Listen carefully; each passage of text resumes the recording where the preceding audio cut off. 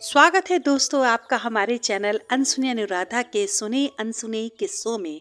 कहानियों की इस आकाश गंगा में जो सितारा आज मैं तोड़कर लाई हूँ, उसका नाम है जन्म जन्म का साथ है हमारा तुम्हारा। वादा है मेरा आपसे हर वो कहानी जिसमें होगा एक जाना पहचाना सा कोना, जिसमें छिपी होगी आपकी कोई याद, पल वो जो बस अपने थे। सुमेर थक हार कर जरा सा सस्ताने के लिए लकड़ियों के लट्ठे के सहारे बैठ जाता है। आज लकड़ियां तो बहुत काट ली।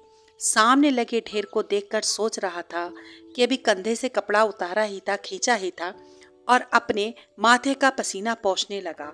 पास ही बहता पानी का तश्मा, गला जैसे सूख रहा था, लेकिन जरा सांस तो थम जाए तभी पानी भी पीऊंगा। कि अपनी कुल्हाड़ी को पास ही लकड़ियों के ढेर में फंसाकर पानी पीने जाता है और किनारे किनारे कुछ कदम दूर चला जाता है। अब किनारे की एक ओर ठंडी ठंडी हवा और दूसरी ओर ठंडे मीठे पानी का तश्मा। कि पानी के कुछ छींटे पहले वो मुंह पर डालता है, फिर दोनों हाथों में भरकर 5-7 घूंट पी लेता है। एक बार मन तो किया कि मीठा ठंडा पानी फिर से पी लूं, और फिर से हाथों को भिगोता है, बालों को भिगोता है और कुछ थोड़ा सा पानी अपनी अंजुली में भर के दोबारा से पी लेता है। पहाड़ों का मौसम, चिनार के पेड़ से झांकती वो खूबसूरत सी धूप, न ज्यादा तेज सर्दी न ज्यादा तेज गर्मी और बर्दाश्त हवाएं। कि एक बार फिर हाथ पानी में भिगो लेता है और पानी पीना चाहता है।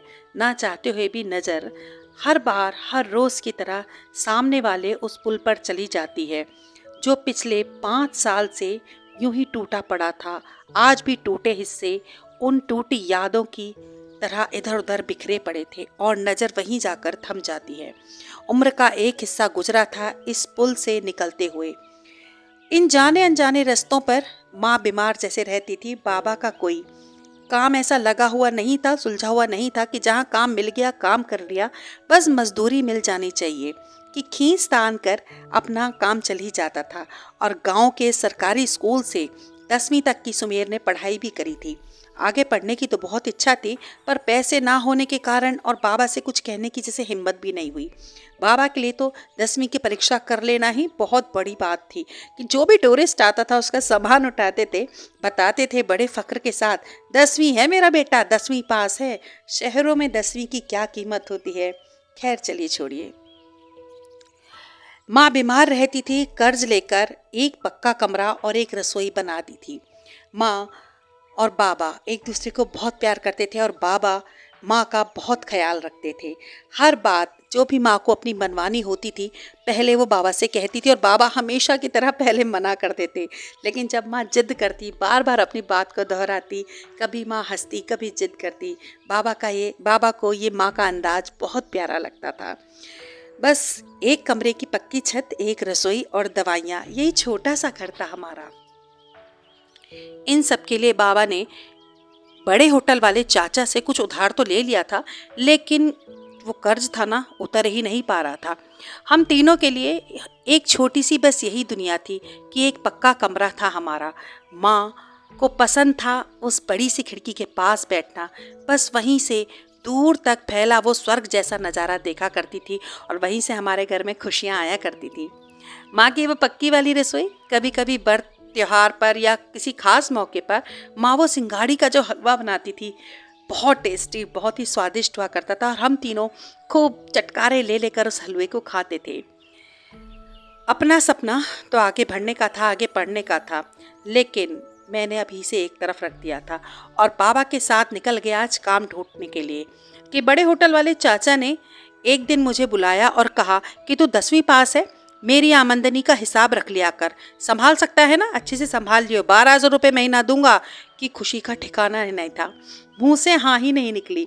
और घर में आज फिर माँ ने सिंगाड़ी का हलवा बनाया, लेकिन 1200 रुपये भी पता तो था कि पूरे तो मिलने नहीं थे, पहले उसमें से ब्याज कटता। लेकिन ज़िंदगी अच्छी लगने लगी थी कि अब माँ की दवाई में देर सवेर नहीं होती थी।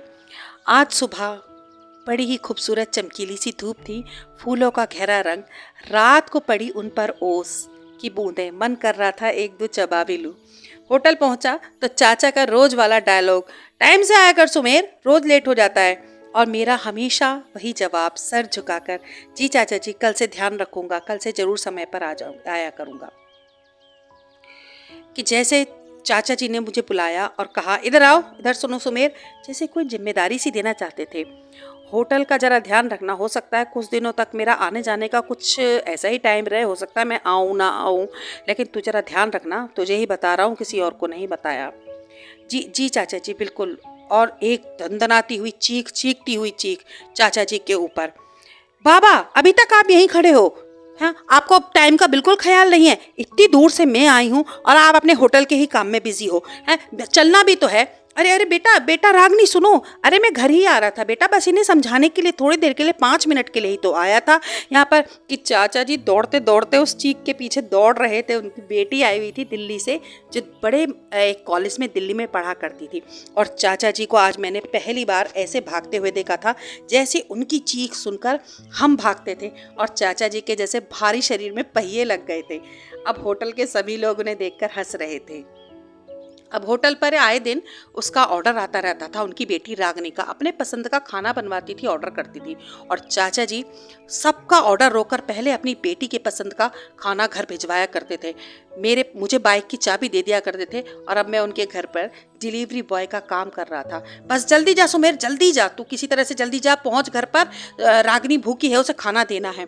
और मैं हवा की तरह यूं गया और वो गया, और मैं उनके घर का भी, अब दुकान तो संभाल ही रहा था, घर का भी अब मैं उनके आने जाने का डिलीवरी बॉय का काम कर रहा था। आज रागनी खुद ही खाना लेने के लिए गेट पर खड़ी हुई थी कि जैसे ही मैं खाना देकर चलने लगा, ए रुको जरा, सुनो, क्या नाम है तुम्हारा? जी जी मेरा? नहीं, तुम्हारे पीछे वो जो गधा खड़ा है उसका पूछ रही हूँ, क्या नाम है तुम्हारा? जी जी मेरा नाम सुमेर है। हाँ, जो भी नाम है तुम्हारा, अपने जरा शेफ को बोलो कि मिर्च बहुत डालता है खाने में, जरा मिर्च कम डाला करे। जी जी मैं कह दूंगा। शहर में पढ़ने वाले लोगों की ये तमीज़ होती है क्या? ये सोचकर मैं आगे चला गया। सोचने लगा कि हिटलर की अम्मा है, गेट पर खड़ी हो जाती है और जाने क्या क्या। खैर मैं तो अपने घर पहुंच ही गया था, कोई बात नहीं। कि अगले दिन फिर पैकेट लेकर गया और आज फिर हिटलर की अम्मा गेट पर ही खड़ी थी कि वो बोली, यहीं जमे रहो जरा, अंदर से अभी आती हूँ मैं। और वो खाना रखकर अंदर से हवा की तरह गई और तूफान की तरह वापस आई। बोली, ये लो गाड़ी की चाबी और गाड़ी चलाओ और गाड़ी में लेकर चलो मुझे। जी गाड़ी? गाड़ी तो मुझे नहीं चलानी आती। गाड़ी नहीं चलानी आती? लो, आज ड्राइवर भी छुट्टी पर है और मुझे बहुत ज़रूरी जाना है शॉपिंग करने के लिए। कि लेकिन मार्केट आपको जाना है, लेकिन चाचा ने तो मुझसे कुछ नहीं बोला। बस उसका गुस्सा, उसका पारा ठीक मैं सामने ऐसे देख रहा था कि सामने जैसे पहाड़ पर जब बारूद लगाते हैं ना और वो फटकर गिरता है, कैसा होता है, बस उसका चेहरा ऐसे तमतमा रहा था। जी जी मुझे होटल वापस जाना है, रुको जरा।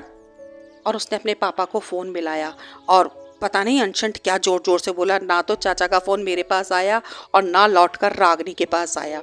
और रागनी को मैं अपनी बाइक पर ही लेकर पूरे बाज़ार में घूमता रहा। आज बाज़ार में ही कोई बचा होगा जिसकी शामत ना आई हो, जिसको उसने खरी खोटी ना सुनाई हो। ये क्या है? आउटडेटेड है, ये कितना पुराने फैशन का है, कब का रखा हुआ है, ओहो कितना ओल्ड फैशन है। हे भगवान, बस उसी ने नहीं सुनी होगी जो आज छुट्टी पर होगा, अपने घर पर होगा। सबको समझाती सिखाती, सबको ज्ञान बांटती हुई ये रागनी। बस मैं तो चुपचाप एक तरफ खड़ा रहता और बस क्या कहूँ कि अब उसने एक रेस्टोरेंट के पास अब मेरी बाइक रुकवाई और सांस लेने के लिए हिटलर की मौसी जरा सा कुछ थोड़ी देर के लिए बैठी थी, अभी सस्ता ही रही थी कि मेरे मुंह से अभी मैं सोच ही रहा था उसके बारे में, बिल्कुल हिटलर की मौसी है। ए क्या बड़बड़ा रहे हो मुझे देख के? जी जी मैंने कुछ नहीं कहा। नहीं कहा ना, चुपचाप खड़े रहो एक साइड में। नहीं कहा मैंने कुछ भी। और मेरे 5 सेंस ऑफ ऑर्गन जो मैंने पढ़े थे ना, वो काम करना बंद कर चुके थे। कि पता नहीं अंग्रेजी में उसने क्या बड़बड़ाया और क्या ऑर्डर किया। 1 प्लेट अपने लिए और 1 प्लेट मेरे लिए। मैंने बहुत मना किया, नहीं नहीं मैं नहीं खाऊंगा। चुपचाप खा लो, मंगवा लिया है मैंने। अब पता नहीं क्या था, मैंने 3 बारी में खा तो लिया, लेकिन था बहुत अच्छा। लेकिन ये हमारे होटल पर नहीं बनता था, वहीं अंग्रेजी रेस्टोरेंट में मिलता था। कि अब मुझे घबराहट हो रही थी।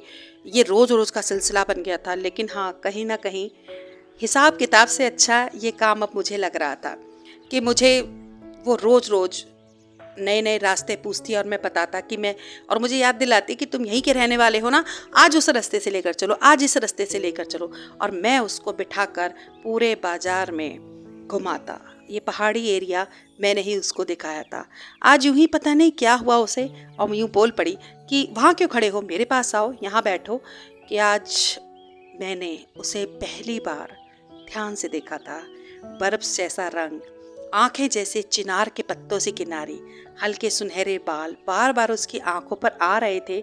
जब वो बंद करती और दोबारा खोलती तो ऐसा लगता मानो पहाड़ों पर न जाने कितने दिए जल गए हों, कितनी रोशनी हो गई हो। कि बातों बातों में शहरी तमीज नजर आ रही थी। कि मुझे मेरी औकात याद आ गई। ये मेरी मालिक की बेटी है और चाचा का हमारे घर पर बहुत एहसान है। चलो आपको मैं आपके घर छोड़ देता हूँ, होटल पर मुझे भी बहुत काम है, हिसाब किताब देखना है।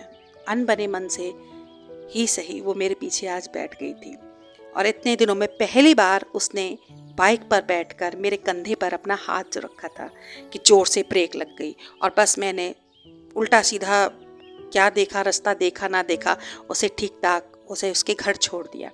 कि अगले दिन से चाचा से मैंने साफ साफ कह दिया कि अब मैं यहाँ नहीं जाऊँगा, और मुझे मेरा काम बहुत अटक रहा है, हिसाब किताब भी मुझे देखना है, आप किसी और को भेज दिया करें।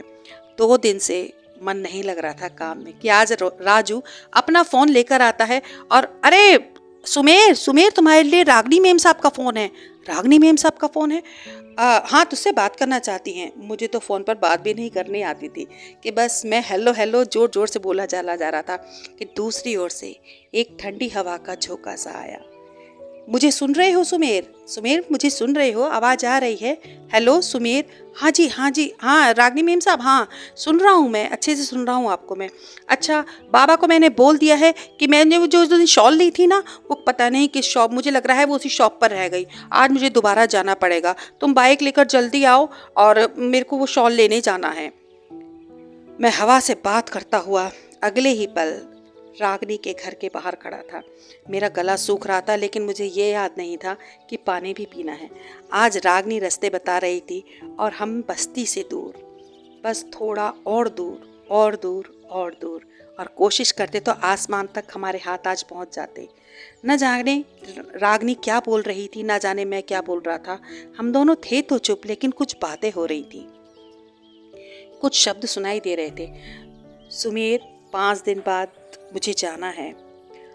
मैं भी कुछ बोल ना पाया और चुपचाप उसे जैसे सुनता रहा कि आंखों से सारी बातें बाहर आ गई। सुमेर, जब तक मैं यहाँ हूँ मैं चाहती हूँ कि हम रोज इसी तरह से मिलते रहें। आज वो दिन था, क्या मानते हैं ना शहरों में उसे क्या कहते हैं, वो प्रॉमिस डे था। शायद ये एक वादा था दो प्रेमियों का एक दूसरे से, एक सच्चा वादा था। ठीक 4 दिन बाद शिवरात्रि थी। महादेव के पुराने मंदिर पर हमने मिलने का वादा किया और उसने मुझे समझाया कि एक माला मैं तुम्हें डालूंगी और एक तुम मुझे डालना, बस बाकी हम सब भगवान पर आगे के लिए छोड़ देंगे। आज समझ में आया, जिंदगी 4 दिन की होती है। ऐसा लोग क्यों कहते हैं, सच में ही जिंदगी 4 दिन की होती है। आज शिवरात्रि थी। मैं पागलों की तरह से सुबह से उसका इंतजार कर रहा था कि सुबह ही मंदिर में आ गया था। धूप की तरह दमकती हुई अब वो मेरे आंखों के सामने थी। बहुत हल्का चंदन से रंग का उसने सूट पहना था जिसमें हल्के से सितारे थे। फिर चिनार के पेड़ के आगे पीछे थोड़ा सा होती धूप जैसे उससे आंख में चोली खेल रही थी। जब धूप उस पर पड़ती जैसे हजारों कांच एक साथ दमक उठते। बहुत खूबसूरत लग रही थी। आज सुबह से ही मंदिर में आने जाने वालों की बहुत भीड़ थी। बस एक पुल ही तो था अब हमारे बीच, और बहुत पास थी रागनी मेरे, पहुंचने ही वाली थी। कुछ कदमों का ही तो फासला था कि पुल यूं एकदम फड़फड़ाते हुए गिर जाता है। और समझ में नहीं आता है, अभी तक तो महादेव की जयकारे लग रहे थे, उनके नारे लग रहे थे, लोग बाग जय बोल रहे थे, कि अचानक से ये चीखें, ये बचाव की आवाजें, ये क्या हो रहा था कि वो चीखें आज भी चीख रही हैं उस पुल के आसपास। जब भी सुमेर उस पुल के आसपास जाता है, उस चश्मे से पानी पीता है, आज भी वो चीखें, वो बिखरी यादें वहीं वो जमकर रह जाता है। तो ये था अनसुनी अनुराधा का एक जीवन का एक हिस्सा। इसी तरह से और हिस्से और किस्से मैं आपके लिए लेकर आऊंगी। आप हमारे चैनल को लाइक, सब्सक्राइब, शेयर करना ना भूलें। अनसुनी अनुराधा।